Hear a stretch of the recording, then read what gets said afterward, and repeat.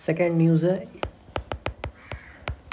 Election for the office of vice president. ठीक, vice president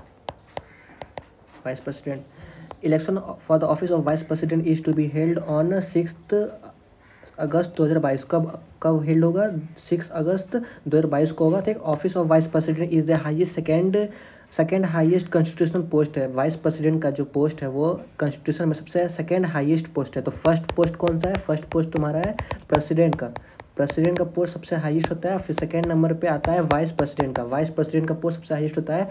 currently मतलब अभी currently election होने के मतलब इलेक्शन तो अभी हो रहा है ना, उसके पहले करेंटली में कौन से हम लोग के वाइस प्रेसिडेंट हैं? तो एम वेंकैया नायडू जो है वो हमारे वाइस प्रेसिडेंट ऑफ इंडिया हैं। ठीक, मतलब थे, अभी इलेक्शन होंगे तो वो चेंज होंगे। उसके बाद करेंटली है ना, M Venkaiah Naidu is the vice president currently जो है इनका शेड्यूल जो है मतलब उसका टेन्योर कब एंड होगा? टेन्योर इनका एंड होगा 10 अगस्त 2022 को एंड होगा। ठीक, कुछ इंपॉर्टेंट पॉइंट्स टू नो है। इंपॉर्टेंट पॉइंट को जानते हैं कि vice president M Venkaiah Naidu was elected on 11 August 2017 को एम वेंकैया नायडू इलेक्ट हुए थे। ठीक ना, न्यूज़ में एम वेंकैया नायडू कब इलेक्ट हुए, कब इनका टेन्योर एंड होगा, वो बहुत रेयर ही पूछेगा। बस एक थोड़ा सा व्यू के लिए देख लो, ताकि पूछ दे तो थोड़ा सा याद रहे, तो टिक मार्क कर सके एमसीक्यू में। बट ऐसे डायरेक्ट ये नहीं पूछेगा कब एंड होगा, कब स्टार्ट हुआ था टेन्योर। ठीक ना, उसके बाद election for the office of vice president is conducted by, कौन कंडक्ट करवाता है इलेक्शन? तो election commission of India. Election commission of India के बारे में जानते हैं कि आर्टिकल 324 ऑफ कॉन्स्टिट्यूशन में, ऑफ इंडियन कॉन्स्टिट्यूशन में बात करता है there shall be a election commission of India. Election commission of India के बारे में ये कि इसमें कितने कितने मेंबर होते हैं? तो 3 मेंबर होते हैं। इलेक्शन कमीशन ऑफ इंडिया में 3 मेंबर होते हैं। एक फर्स्ट मेंबर होते हैं इलेक्शन चीफ इलेक्शन कमिश्नर, दो होते हैं इलेक्शन कमिश्नर होते हैं। ठीक, इसी को मिला के 3 मेंबर बॉडी बनता है। इलेक्शन कमीशन ऑफ इंडिया में 3 बॉडी रहता है। ठीक, उसके बाद एक ये चीज़ है कि एक और एक्स्ट्रा इन्फॉर्मेशन है। According to the rule, election to fill the vacancy due to expire the term of office of the vice president shall be complete before the term of incumbent vice president expire. ये line का मतलब ये बोला गया कि vice president का election मतलब vice president का टेन्योर ख़त्म होने से पहले ही आपको इलेक्शन कराना पड़ेगा। ठीक है ना, before completing the tenure of vice president expire. मतलब करेंटली में जो वाइस प्रेसिडेंट होंगे उसका टेन्योर ख़त्म होने से पहले ही आपको इलेक्शन कराना पड़ेगा। ठीक है, नेक्स्ट वाइस प्रेसिडेंट के लिए। ये लाइन कंप्लीट हो गया, यही चीज़। फिर उसके बाद ये है कि how is the vice president elected, मतलब प्रोसेस क्या है?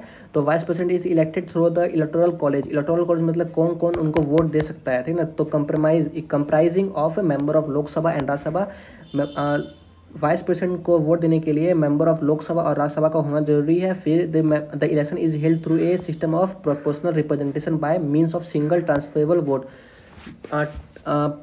कौन सा मेथड होता है वोट डालने का? तो क्या हम जैसे नॉर्मली जनरल इलेक्शन जो पीएम का इलेक्शन होता है, जो आम जनता देता है वोट, उसमें क्या कहते हैं ना कि हम लोग देते हैं ईवीएम मशीन से। लेकिन वाइस प्रेसिडेंट में ईवीएम मशीन तो नहीं होता है, वहाँ पे एक होता है मेथड, दूसरा मेथड होता है, उसको बोलते हैं सिंगल ट्रांसफरेबल वोट। मतलब कि तुमको एक ऑप्शन दिया रहेगा, मांग सपोज करो 3-4 वाइस प्रेसिडेंट कैंडिडेट के लिए खड़ा हुआ है, तुम किसको फर्स्ट प्रायोरिटी दोगे, किसको सेकंड दोगे, किसको थर्ड दोगे, इस सबको तुमको लिस्ट एक सीक्वेंस वे में तुमको डालना पड़ेगा।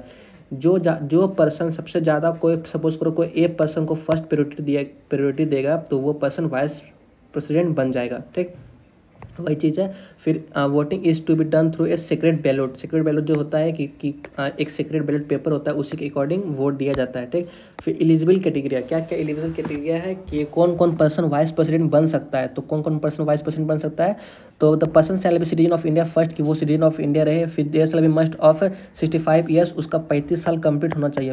35 ईयर्स, ठीक ना, 35 ईयर्स कंप्लीट होना चाहिए वाइस प्रेसिडेंट बनने के लिए। और ही shall be qualify for election of as Rajya Sabha member, वो राज्यसभा मेंबर एक होना चाहिए।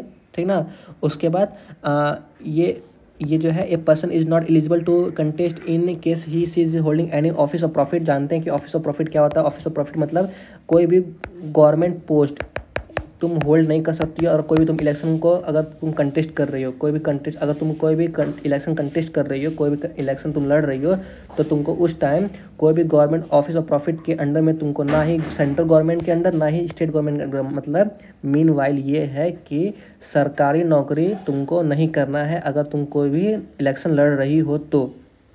ठीक, ये ज़्यादा इंपॉर्टेंट नहीं है ये लाइन, इसको तुम स्किप भी कर सकती हो। उसके बाद ये है he is not a member of Lok Sabha और राज्यसभा और house of legislative in any office. वही बात है ना कि कोई भी ऑफिस ऑफ प्रॉफिट होल्ड नहीं करना चाहिए। ऑफिस ऑफ प्रॉफिट में ये भी इंक्लूड होता है लोकसभा का मेंबर और राज्यसभा का मेंबर का। अगर उनको इलेक्शन लड़ना है तो तुम एज ए सिंगल हाथ की तरह लड़ो, ताकि तुम्हारे पास कोई भी ऑफिस ऑफ प्रॉफिट नहीं है। ठीक ना, यही न्यूज़ है। और एक ये कि तो करंट में इलेक्शन किसके किसके बीच हो रहा है, तो जगदीप धांकड़ के बीच में हो रहा है, और एक माइग्रेटा करके है वो लड़की है उसके बीच में हो रहा है। तो चांस है कि जगदीप धांकड़ ही वाइस प्रेसिडेंट बनेगा। ठीक ना।